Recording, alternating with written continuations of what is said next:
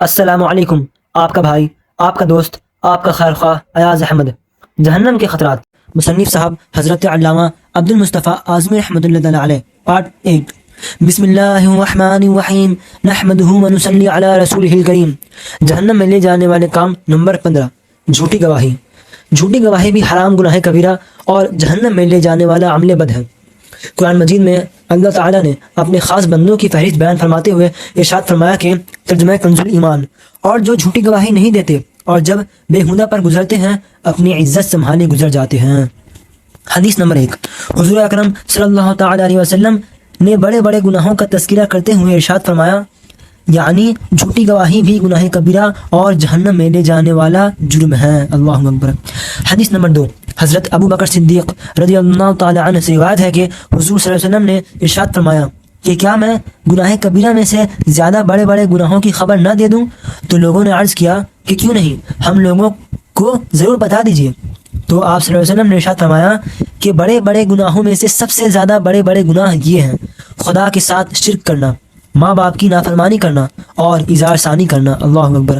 یہ فرماتے وقت حضور صلی اللہ علیہ وسلم مسند لگا کر لیٹے ہوئے تھے. ایک دم بیٹھ گئے اور فرمایا، خبردار اور جھوٹی بات، خبردار اور جھوٹی بات.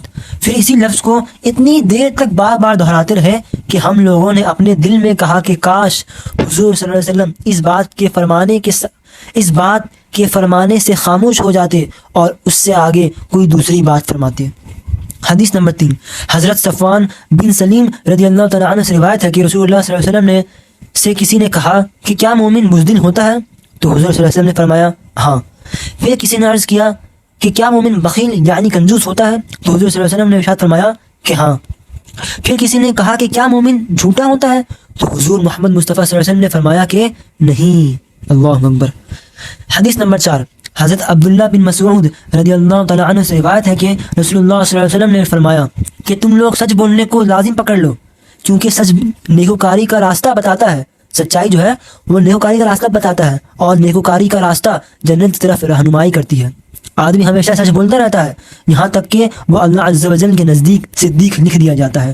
اور تم لوگ جھوٹ بولنے سے بچتے رہو، کیونکہ جھوٹ بدکاری کا راستہ بتاتا ہے اور بدکاری جہنم کی طرف رہنمائی کرتی ہے. اللہ اکبر. اور آدمی ہمیشہ جھوٹ بولتا رہتا ہے یہاں تک کہ وہ اللہ تعالیٰ کے نزدیک کذاب لکھ دیا جاتا ہے. اللہ اکبر. حدیث نمبر 5. حضرت بہنر بن حکیم رضی اللہ تعالیٰ عنہ سے روایت ہے کہ انہوں نے کہا کہ رسول اللہ صلی اللہ علیہ وسلم نے فرمایا، اس شخص کے لیے خرابی ہے جو بات کرتے ہوئے لوگوں کو ہنسانے کے لیے جھوٹ بولتا ہے. اللہ اکبر. اس کے لیے خرابی ہے، اس کے لیے خرابی ہے. اللہ اکبر. حدیث نمبر 6.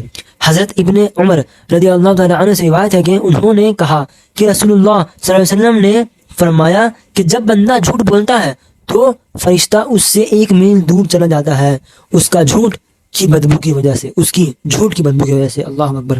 حدیث نمبر 7. حضرت سفیان بن اسد حضرت حضرمی رضی اللہ عنہ سے روایت ہے کہ انہوں نے کہا کہ میں نے رسول اللہ صلی اللہ علیہ وسلم سے کہتے ہوئے سنا ہے کہ یہ بہت بڑی خیانت ہے کہ تو اپنے بھائی سے کوئی بات کہے اور تیرا بھائی تجھے سچا سمجھتا رہے حالانکہ تو جھوٹا ہے. اللہ اکبر. مسائل و فوائد.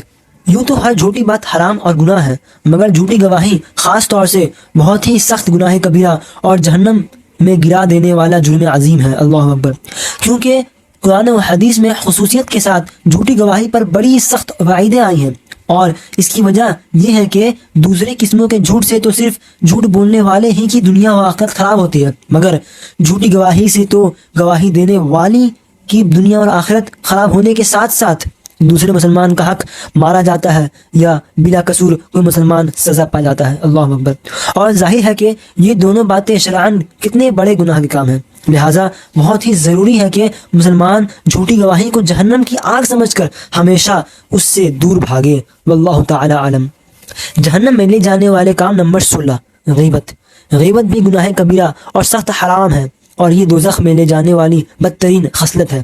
قرآن مجید میں اللہ تعالیٰ نے اس بری عادت کی ممانعت فرماتے ہوئے ارشاد فرمایا کہ ترجمہ کنز الایمان، اور ایک دوسرے کی غیبت نہ کرو. کیا تم میں سے کوئی پسند رکھے گا کہ اپنے مرے ہوئے بھائی کا گوشت کھائے؟ تو یہ تمہیں گوارا نہ ہوگا، اور اللہ سے ڈرو، بے شک اللہ بہت توبہ قبول کرنے والا مہربان ہے. اسی طرح حدیثوں میں کثرت سے اس کی ممانعت اور مذمت آئی ہے۔ چنانچہ ایک حدیث میں ہے کہ حدیث نمبر 1 حضرت ابو سعید اور جابر رضی اللہ تعالیٰ عنہما سے روایت ہے کہ رسول اللہ صلی اللہ علیہ وسلم نے فرمایا کہ غیبت زنا سے سخت گناہ ہے۔ تو لوگوں نے کہا کہ یا رسول اللہ صلی اللہ علیہ وسلم غیبت زنا سے سخت گناہ کیوں کر اور کیسے ہے؟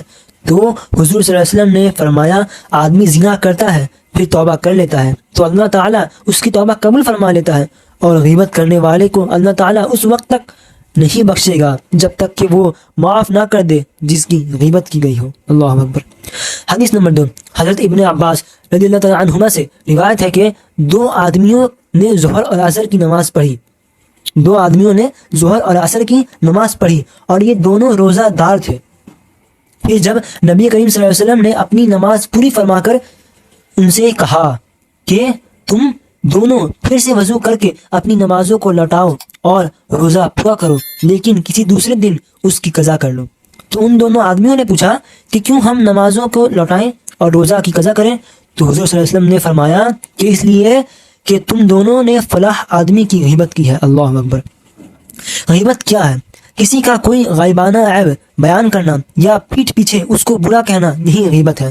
چنانچہ مشکات شریف میں ایک حدیث ہے کہ خود حضور صلی اللہ علیہ وسلم نے صحابہ کرام علیہم رضوان سے فرمایا کہ کیا تم لوگ جانتے ہو کہ غیبت کیا چیز ہے؟ صحابہ کرام رضی اللہ تعالیٰ عنہم نے عرض کیا کہ اللہ اور اس کا رسول بہتر جانتے ہیں، زیادہ جاننے والے ہیں۔ تو حضور صلی اللہ علیہ وسلم نے فرمایا کہ تمہارا اپنے دینی بھائی کی ان باتوں کو بیان کرنا جن کو وہ ناپسند سمجھتا ہے یہی غیبت ہے۔ صحابہ نے عرض کیا کہ یہ بتائیے اگر میرے دینی بھائی میں واقع وہ باتیں موجود ہوں تو کیا ان باتوں کا کہنا بھی غیبت ہوگی؟ تو حضور صلی اللہ علیہ وسلم نے فرمایا کہ اگر اس کے اندر وہ باتیں موجود ہوں جبھی تو تم اس کی غیبت کرنے والے کہلاؤ گے، اور اگر اس میں وہ باتیں نہ ہوں جب تو تم اس پر بہتان لگانے والے کہلاؤ گے۔ اللہ اکبر۔ جو ایک دوسرا گناہ کبیرہ ہے۔ مسائل و فوائد۔ غیبت ان گناہوں میں سے ہے جو کثیر الوقوع ہے اور باوجود یہ کہ انتہائی سخت گناہ کبیرہ ہے، یہاں تک کہ زنا سے بھی بدترین گناہ ہے، مگر اس زمانے میں بہت کم لوگ ایسے ہیں جو اس گناہ سے محفوظ ہیں۔ اللہ اکبر۔ عوام تو عوام، بڑے بڑے علماء کرام اور مقدس پیروں کا دامن بھی اس گناہ کی نحوست سے آلودہ نظر آتا ہے۔ علماء اور مشائخ کی شاید ہی کوئی ایسی مجلس ہوگی جو اس گناہ کی ظلمت سے خالی ہو۔ پھر غضب یہ ہے کہ لوگ اس طرح غیبت کے عادی بن چکے ہیں اور یہ بلا اس قدر عام ہو چکی ہے کہ گویا لوگوں کے سامنے غیبت، لوگوں کے نزدیک غیبت کوئی گناہ کی بات ہے ہی نہیں، مگر خوب سمجھ لو کہ غیبت خواہ علماء کی مجلس میں ہو یا عوام کا مجمع میں ہو، ہر جگہ اور ہر حال میں حرام اور گناہ ہے۔ اور گناہ بھی کون سا گناہ؟ گناہ کبیرہ یعنی بڑا گناہ، اور لہٰذا جب کبھی غفلت میں کوئی غیبت زبان سے نکل جائے تو فوراً توبہ کر لینی چاہیے، اور جس کی غیبت کی ہے اگر اس کو معلوم ہو گیا ہو تو اس سے معاف کرا لے، اور قرآن و حدیث کی مقدس تعلیمات پر عمل کرنا چاہیے کہ اسی میں مومن کی دینی اور دنیاوی فلاح یعنی کامیابی ہے، اور یہی نجات کا راستہ ہے۔ واللہ تعالی عالم۔ استغفر اللہ ربی من کل ذنب واتوب الیہ وما علینا الا البلاغ۔ اللہ ہم سب کا نگہبان۔ ملاقات ہوگی اپنے اگلی ویڈیو میں، تب تک کے لیے شب بخیر۔